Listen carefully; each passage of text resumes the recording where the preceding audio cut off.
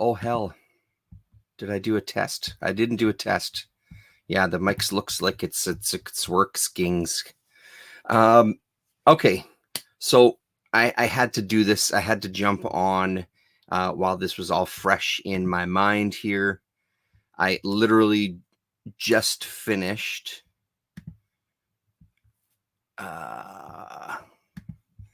this video here by our good friend Mr. Earl Grey and the one and only Forgerelli, also known as Scott. Apparently, if you haven't seen this video that they just released 18 hours ago, as of kind of now, or 19 hours ago, strongly recommend you go and check it out, especially if you've read My Favorite Thing is Monsters book 1 and 2.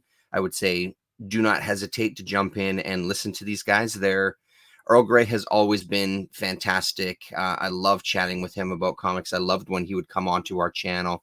I fond memories of kind of the group chat of talking about just the book Monsters. A really, really good time. Really smart guy on comics. Forgerelli, from the little bit that I know about Forgerelli, I don't think I've ever seen any of his videos, if he even has any videos. I know I've seen him a lot of times in comments and in chat rooms and things like that. Again, seems like a very strong opinion. These are clearly fans of comics. Go and check them out. If you haven't read book 2, maybe don't go and listen, only because there's some pretty major spoilers. To be able to talk about the book freely, they went into some areas, and that included the ending, because I think that's the part that has people scratching their heads. Yo, La. So I figured I would do the same thing. So beware, there's going to be heavy spoilers. I am going to address the end of the book. I wanted to address directly some of the things they talked about. So I'm just going to get into the second book. And again, like, this is no holds barred. This is, spoilers. So just forewarned. That's a couple of warnings that you've had now. So I guess let's start with the things that I agree with them, because there are a few things. The first thing, it was really good to hear Forgerelli talking about, or Scott, I'm going to call him Scott, Scott talking about the case and the friction between Emil Ferris and Fantagraphics. That was really interesting to get some of that insight. I'd talked before where I didn't really know a lot of the details. There were some things that I remember seeing on her Twitter account where she was saying some things about Fantagraphics that took me by surprise. Oh, look at this guy. Look at you. You're here. I remember vaguely some of the things that she was saying. I remember, because I found it shocking that of all the companies, I just didn't buy. Okay, Rasa, we'll see you tomorrow, or I guess 12 hours from now, when we do our chat. It took me by surprise because I never thought of Fantagraphics as a company like that, and especially at this stage of their game, I just didn't believe that they would be doing something where they weren't paying her, where there was something to that degree. I remember that surprising me, and I remember thinking a little bit of Emil Ferris, that this seems kind of, I wonder where this is going. That said, I didn't follow anything through, so I was unfamiliar with the actual court cases. I knew that there was some court details, but again, I just didn't follow those details when it was coming out. So it was interesting to hear that detail from Scott in the video. So I really appreciate that. One of the things, again, that, like, again, starting with the stuff that I agree with, there was a very simple solution proposed from Scott. It makes me think about, they talk about an editor, and if she had one. I don't remember seeing one listed, but let's just double check to make sure here. But I'm pretty damn sure there was not an editor listed. Oh, editor Eric Reynolds. No, he is in there. So that might have come from, if they were already having difficulties, I wonder what that conversation was like between them, especially him editing, and if she really did feel as strongly as she says that she did about Fantagraphics, if she would even listen to any of that editing. One of the simple fixes could have been that 5 years later kind of thing, or a little more sense of time passing, because I agree there was a lot of moments there where I didn't quite have a handle on her age. I have the added benefit of having a real life 10-year-old in the house. And I also realize that everybody's child is different. And I also realize that my daughter is fucking incredible and she's highly intelligent. So I understand all of those things, that it's going to be a perspective on it. That said, though, there was some of the ways she talked and the way that she was dealing with things that didn't feel like a 10-year-old. It just didn't. And I think when I was reading it, I remember noticing it once or twice. I pretty quickly put it out of my head, though. There's often talk of a suspension of disbelief. I kind of put that into that basket and just let it go. At the end of the day, we have a first-time comic creator, and I think that's key to a lot of this, who literally has one gigantic book under her belt, now two, but before this came out, she had one title to her name that kind of took the world by storm. I remember there was conversation about the promotion from Fantagraphics, and again, I would agree with the guys on the chat there that my memory of that book when it came out, it was everywhere. So it wasn't something that's like, I really have never seen it. I remember going into the bookstore, and I don't know how a lot of the displays work. I have a feeling that the individual stores have a little more hand on displaying books and how they're displaying them. I remember seeing My Favorite Thing is Monsters in a display, standing up, and kind of, I believe it was probably a ring of them. So it was not a book that it was hard to hear about. It was showing up in bookstores. I was hearing conversations about it outside of kind of the comics world. For her to say that, like, it wasn't getting promoted and it wasn't being put out there, it's like, dude, I don't know how much harder they could have promoted it. Again, there's a lot of things that happen when it kind of gains that traction.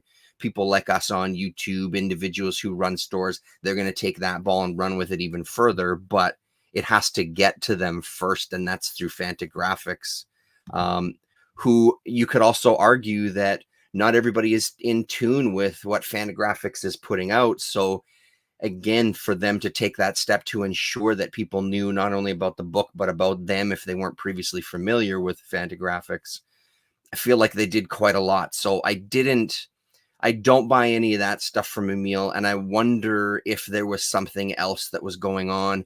I mean, I imagine there's a whole bunch of things. I remember seeing an interview with her. I think she ended up talking about like anxiety and things in that one, but again, don't quote me on that because it was many years ago that I listened to it.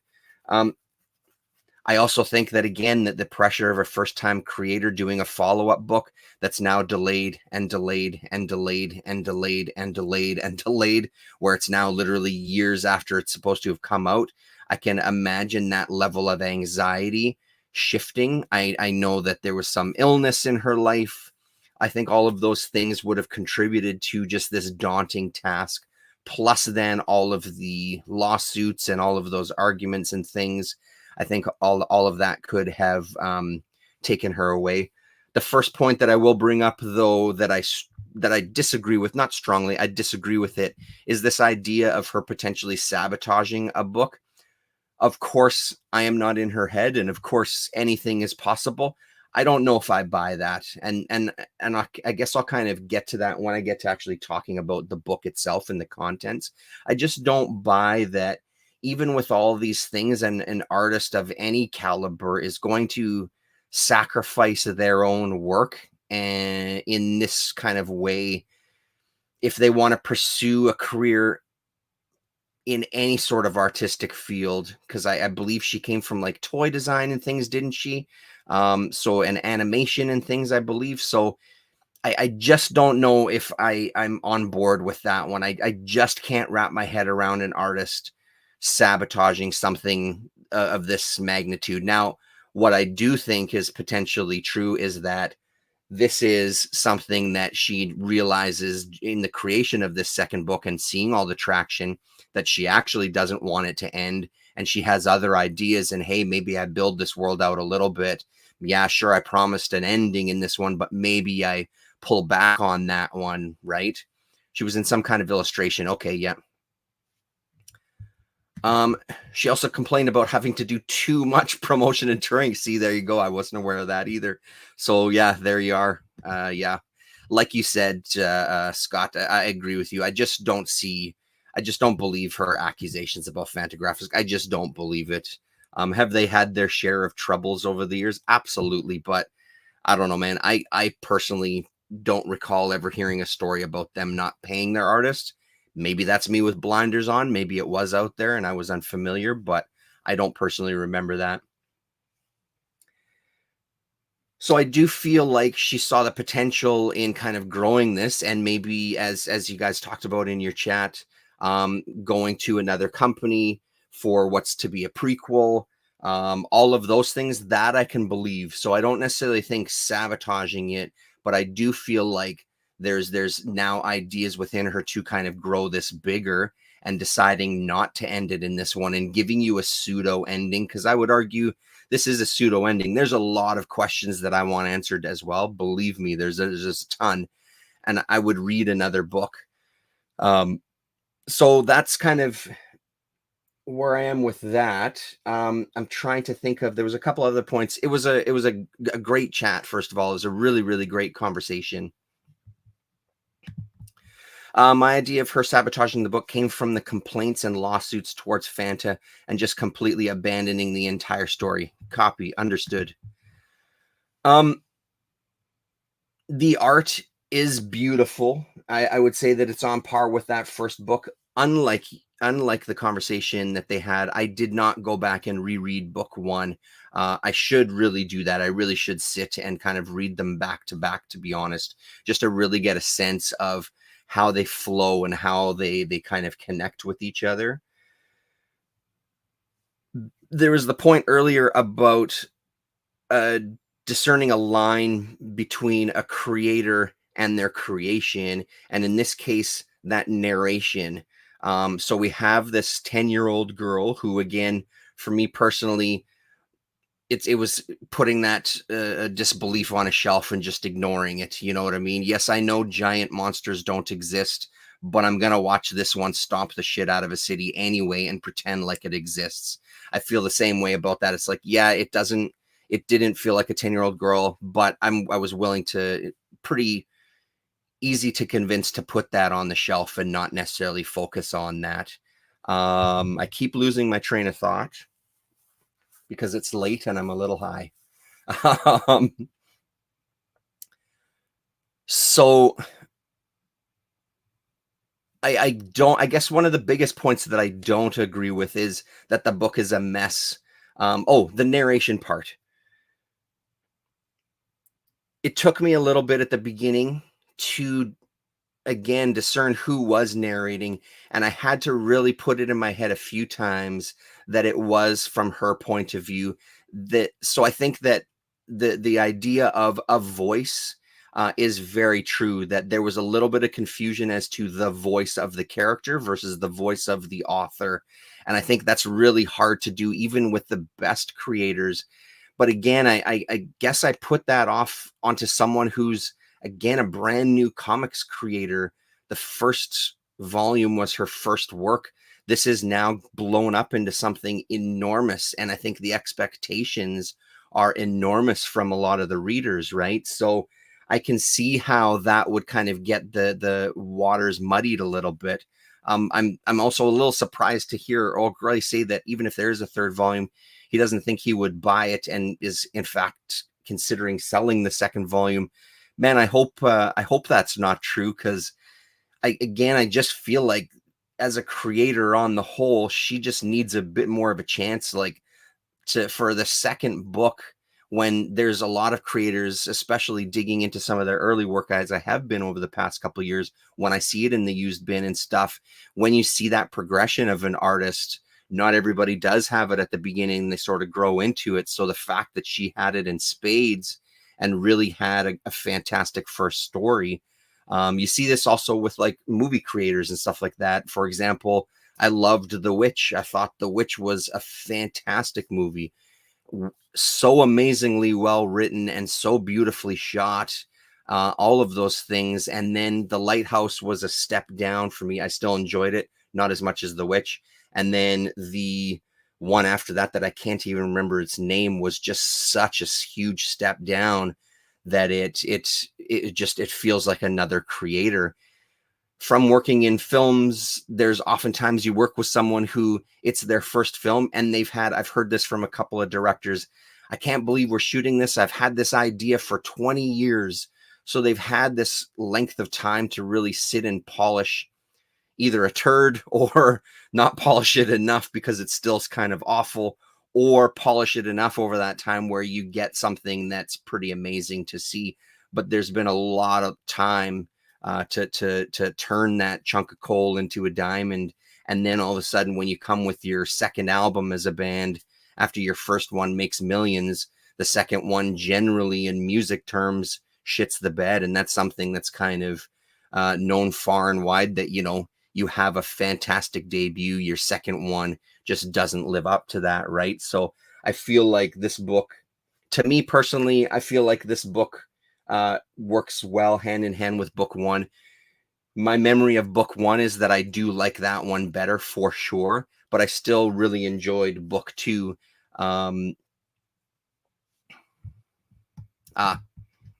Here we go with some clarification. Perfect. Book two isn't a sequel. The entire story was done before Fantig got it. I firmly believe all the problems I find were created by her afterwards. Understood. And now that you're saying that, I also remember that you guys talked about that in the chat too, that it was a 600-page manuscript. And then for the second one, to kind of make two books, she filled it out with some other things to kind of fill out the pages, whether it was pinups, whether it was other story plot lines and things like that, to kind of fill out that volume. And again, I think that's maybe what I'm talking about, is that stuff filling it out. Because she didn't kind of sit with it, she didn't, I just believe that she thinks she has something on her hands and doesn't want it to end, honestly. There was a couple of parts, I think you pointed out one of them with the art teacher, where it didn't get picked up at all. And that was kind of like something that, why put it in there? I agree. Yeah, sure. Why put it in there? But again, when I was talking about this book on one of the streams, one of the things that I appreciated about it was that there was those times where it really did feel like a kid's journal, because you're going through these moments in your life and there isn't going to be questions. I kind of like that. I'll tell you about it later. I feel like that's something that a child would say, and that's again maybe where it's the voice that gets the context and the contents a little muddied, because that voice all of a sudden reverts back to a 10-year-old when you've had a lot of narration and storyline that didn't feel like a 10-year-old. So it's this back and forth kind of activity that kind of makes that voice not as defined. But personally, I like those moments. I feel like this kid's life, I think of an incident that happened at school, a pretty violent incident where this guy got into a fight and curb stomped this guy. If I was writing journals at the time, motherfucker, that would have made it in the journal. Do I know what happened after that? No freaking clue. I don't know what happened to the dude who inflicted the violence. I don't know what happened to the guy who got the shit kicked out of him. I don't know any details beyond that. But if I was writing a journal, you're goddamn right, that would have made it into the journal that day, even though there was no conclusion to it. So I see moments like that as something that you would find in a journal from somebody who is currently living this situation and writing about it, and in that moment doesn't know, or says that they're going to get back to it because they're trying to make a different point in their journal and then never get around to it. Those kind of moments made me believe more in that journal aspect of it. And that to me was something that really worked within that world. Of course, I wish that there was more answers. Absolutely. But I think that's maybe where my kind of frustration with that second book came in as well, getting to the end of it when I was expecting closure. And I think Earl Grey said the same thing, that as it's getting closer to the end, you're like, man, there's not many pages left here. How is she going to wrap this up? Man, there's even less pages. This doesn't feel like it's stopping. I felt that frustration as well too. I wanted a book 1 and a book 2 that were a complete story, 100%. Cthulhu Han Luke, hello. She filled it out some, but she seems to have cut out 180 pages from the original manuscript. I would love to see that original thing. And who knows, maybe she's playing some of these games. And again, like, I'm not saying that I know the answers to any of this. It's just my viewpoint is a little bit different on it. Of course, it could be that she completely said, screw it, I'm going to give you this story because now I want to hold on to this one because screw you guys. I want to go somewhere else and see what kind of deal. And I'm bringing this with me, you know, for sure. There could be some of that stuff. Absolutely. I hope not. And I just don't think so. I feel like there's just more on her mind creatively. The relationship that she has, again, was one of those moments that kind of worked for me. It worked in terms of storyline as well too, because you have this girl who clearly sees herself as a freak and a monster, and her mother pointing out those women on the bus, I think it was, in the previous book, and who are wearing blue jeans or whatever the story was along it. Where they were clearly, well, maybe not clearly, my memory of it was that they were clearly lesbians, and her mother was kind of shunning that world and making sure that she understood that that's wrong and you'll go to hell and all those things, like that classic Scorsese Catholic guilt that he seems to deal with in every single one of his movies. I felt like that moment then when she sees someone that she recognizes as being the same as her, potentially completely opening herself up to it felt like a very superficial beginnings of a relationship. Again, I think the voice thing is a valid argument, though, where it does, that voice isn't of a 10-year-old sometimes, again, but I was willing to let that go and take it as it was. Could that have been written better? For sure it could have. I found it was still well written, though, because I believed her kind of sense of awe and just love that she felt for this person. Like, oh my God, because when you're a kid, again, like I remember my childhood and thinking that you're the only person that these kind of things are happening to, whatever it happens to be, acne or self-esteem or whatever it happens to be. You have this, there's this tendency to feel like you're the only person that's experiencing it. So that relief of seeing like, oh my God, there is someone else like me that's my age. Yes, there's older people that I'm seeing on the street, but I liked that. I liked that relationship with them. And again, at the end, I do feel like that again is a kid's relationship. You have these intense moments and then you never see that person again. I had a girlfriend in grade 6 who at the time I loved to pieces, never saw her once I left grade 6, never saw her ever again. You know what I mean? Or a 6-year-old's or sorry, not a 6-year-old, a grade 6's version of love anyway, right? But never saw her again for the rest of my life. That doesn't to me diminish that relationship or change that relationship. It's just part of childhood. Now, for the ending part, confused I was for sure and had to reread it. I still don't think I still don't completely understand it. I feel like she's making a link between Dee's and the main character. Yeah, and this is and again, I agree with you on this one too, Scott. If she was 15 or even 13, I could have bought the relationship, but not at 10. At 10 years old, it was bizarre. Don't disagree whatsoever. I completely, I can see that point 100%. And again, I think you're exactly right in that. Just have something that shows a passage of time early in the beginning. So she is 15 and these 5 years have passed. The need to kind of set this story almost a day later after her mother dies or however long it was. I don't remember if it was literally a day, but it was a very short period of time. It could have been spelled out better to have that passage of time and the rest would have played a lot better. So I do hear you on that one.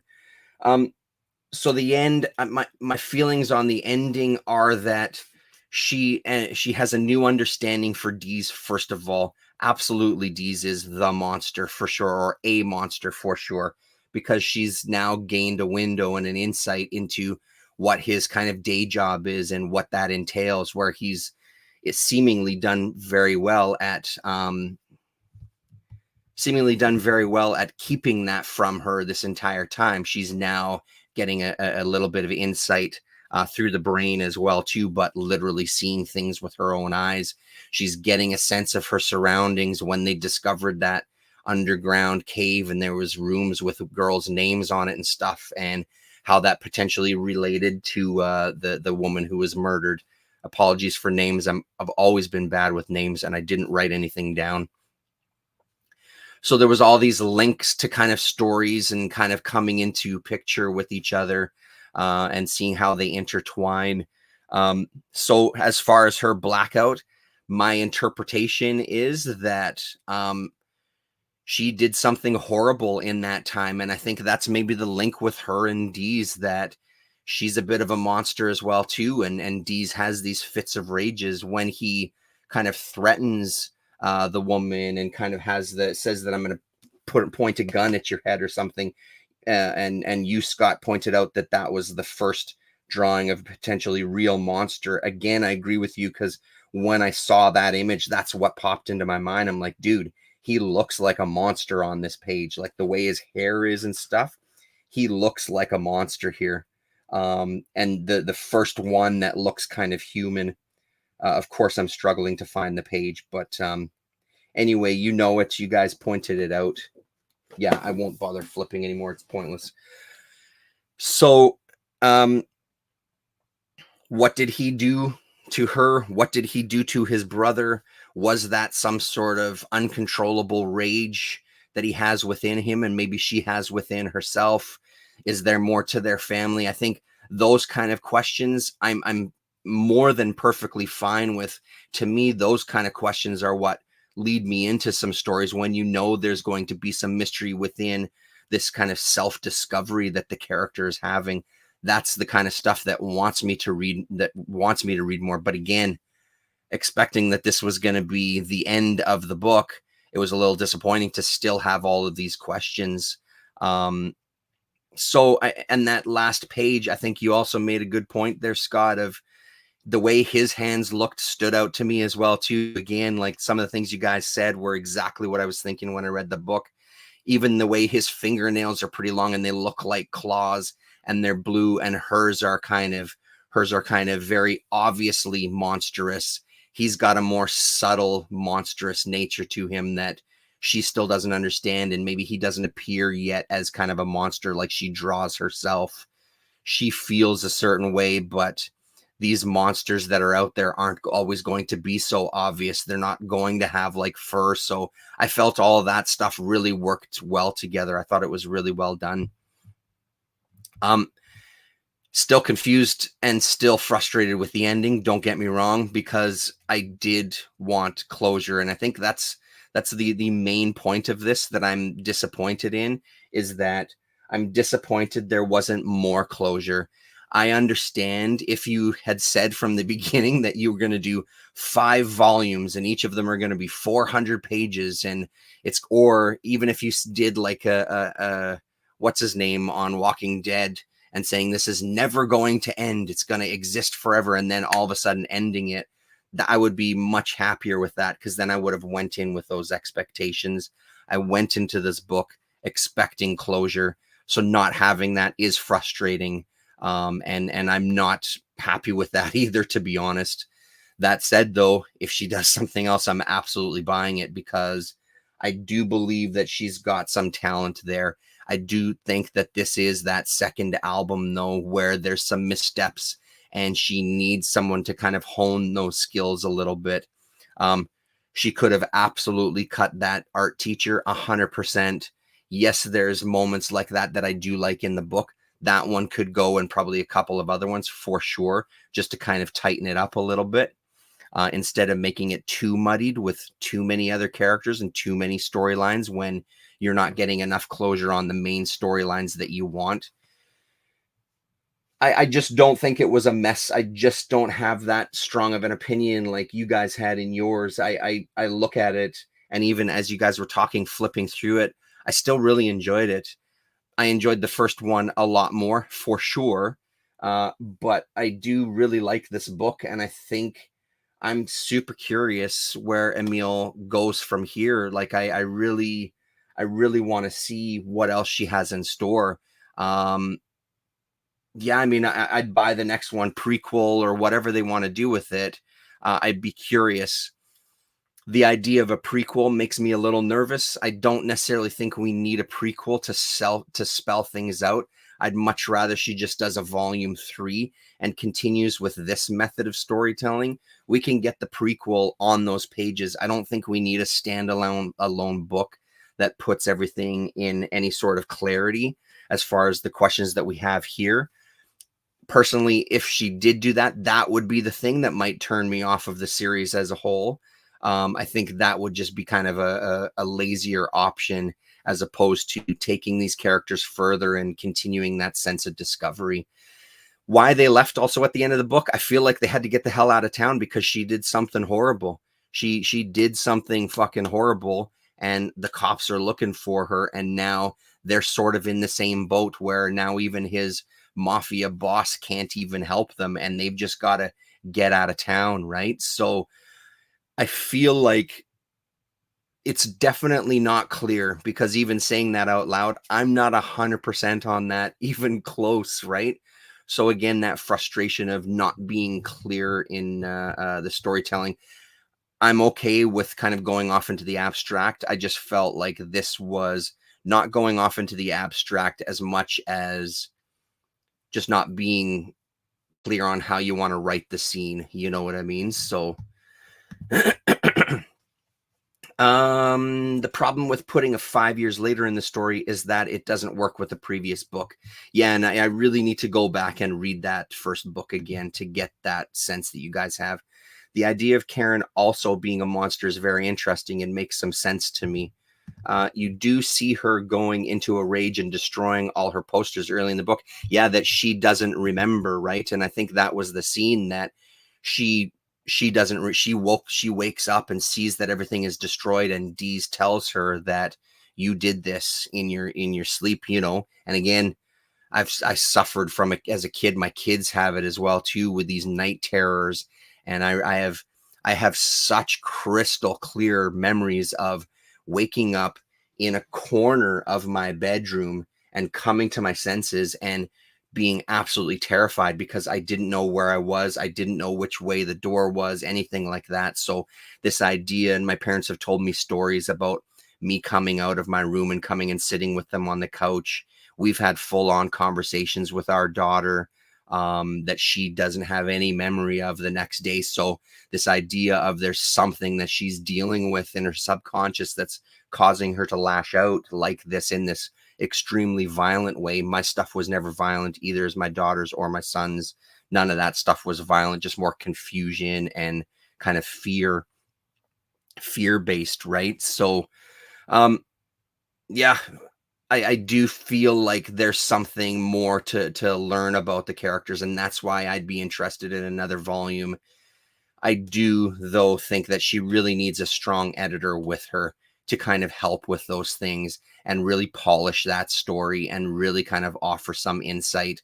Now, how trusting Emile Ferris is as a human being, who knows? I mean, I still follow her on social media now, on Twitter. Um, I don't know. Maybe I hope this experience, true or false or whatever it is, I hope this experience that she feels she's had with Fantagraphics allows her to still move forward in a positive way and put something else together, because I'd be down with a third one.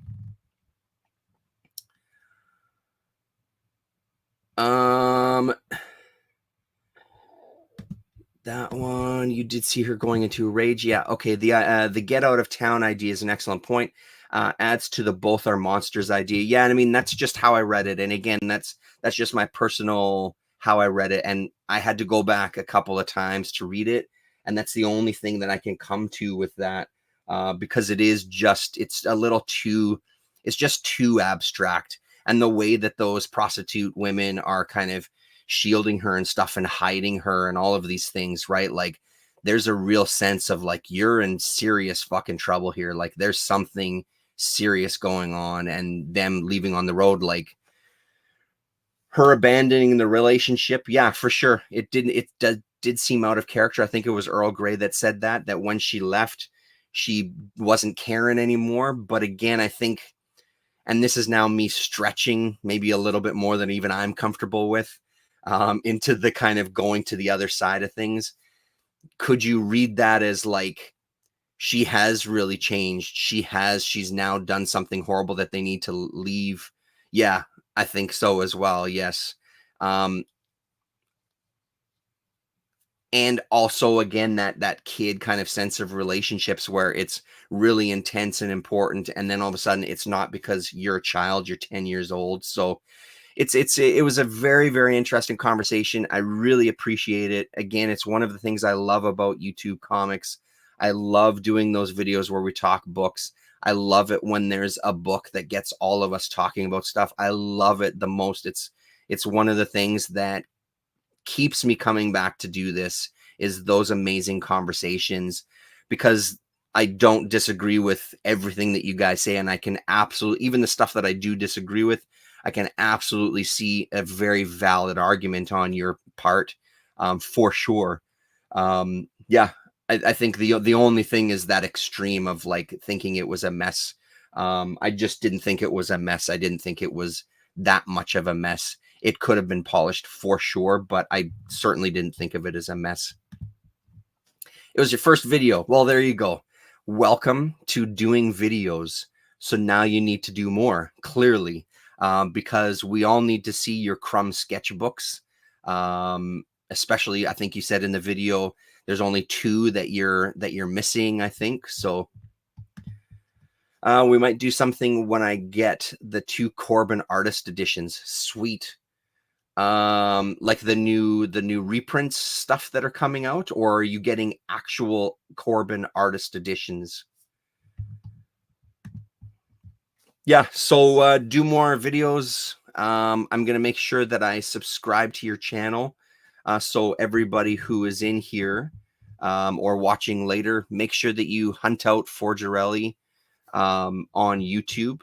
And of course, if you're not, ooh, these are actual artist editions from France. Holy shit, man. I'd love to see those. And if you need a third, if you need someone else to sit and ooh and ah and gasp on a camera, please feel free to invite this guy. If you're not subscribed to Earl Grey and you're watching my channel, what the hell is wrong with you? You need to subscribe to Earl Grey's channel. I can't believe anybody watching these videos wouldn't be to subscribe to Mr. Earl Grey. He's an amazing comics YouTuber, world famous, as you can see here. Over 8,000 subscribers, 541 videos. He's got an enormous catalog of amazing stuff. Like I said, you can go back in our history and see conversations we've had with him when he hung out with us on Sundays.